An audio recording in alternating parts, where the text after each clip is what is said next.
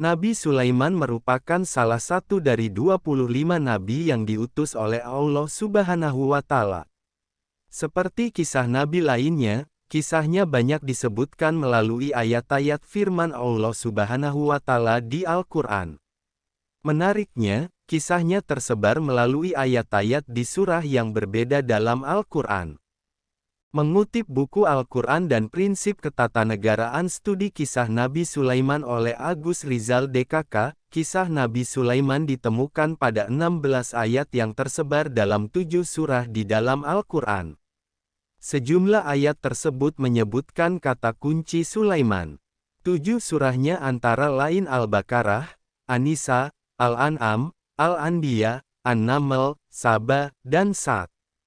Seperti apa kisah Nabi Sulaiman sejak lahir hingga wafat secara singkat? Nabi Sulaiman lahir di Palestina. Nabi Sulaiman merupakan anak dari Nabi Daud. Al-Quran menjelaskan bahwa Nabi Sulaiman sejak usianya yang masih kecil telah menunjukkan kesalehan dan ketaatannya kepada Allah. Hadirnya Nabi Sulaiman di tengah-tengah keluarga merupakan anugerah untuk keluarganya, terutama bagi sang ayah. Nabi Daud alaihi wasallam menginjak remaja, Nabi Sulaiman menunjukkan kecerdasannya. Ini berkat doa sang ayah yang menginginkan agar diberi seorang anak yang cerdas. Nabi Sulaiman dikenal sebagai sosok yang bijaksana dan dapat membuat keputusan yang adil. Suatu ketika, Nabi Daud dan Nabi Sulaiman bertemu dengan pemilik kebun dan pemilik kambing. Pemilik kebun ingin minta ganti rugi pada pemilik kambing karena kebunnya telah dirusak kambing. Mulanya, Nabi Daud meminta pemilik kambing untuk ganti kerusakan. Namun, Nabi Sulaiman memberikan pendapat yang mana ternyata menguntungkan kedua belah pihak.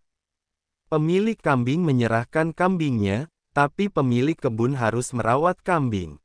Sementara, pemilik kambing harus merawat kebun agar keadaan seperti semula. Nabi Sulaiman jadi raja dan kisahnya dengan Ratu Balqis. Walaupun pada saat itu Nabi Daud telah memiliki beberapa orang anak, Nabi Sulaiman yang teristimewa karena ia mampu mewarisi tahta kerajaan sang ayah.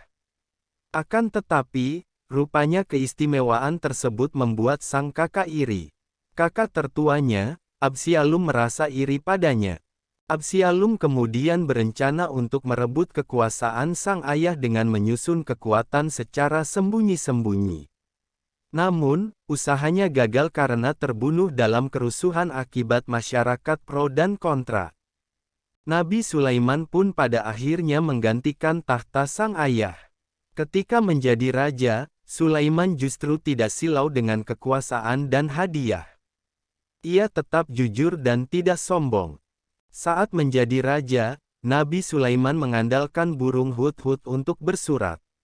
Dari burung hudhudlah, Nabi Sulaiman tak sengaja dipertemukan dengan Ratu Balqis. Singkat cerita, burung hudhud itu belum kembali ketika Sulaiman mengadakan acara. Setelah burung itu kembali, ia mengatakan bahwa terdapat kerajaan yang tak kalah besar bernama Saba. Kerajaan itu dipimpin oleh seorang ratu bernama Balqis. Mendengar itu, Nabi Sulaiman berkeinginan untuk menyurati Ratu Balqis. Sebagai utusan Allah Subhanahu wa Ta'ala, ia ingin mengajak Ratu Balqis dan rakyatnya untuk memeluk Islam.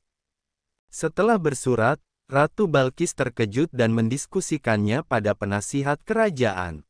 Ratu pun berpesan balik pada Sulaiman. Seharusnya ia segan karena negeri yang dipimpin Ratu Balqis adalah negeri yang besar dan kuat. Ia lalu mengutus anak buahnya untuk mengirimkan hadiah berupa harta benda yang berlimpah untuk Nabi Sulaiman. Bersurat lagi dengan Ratu Balqis, balasan Nabi Sulaiman lebih mengejutkan Balqis.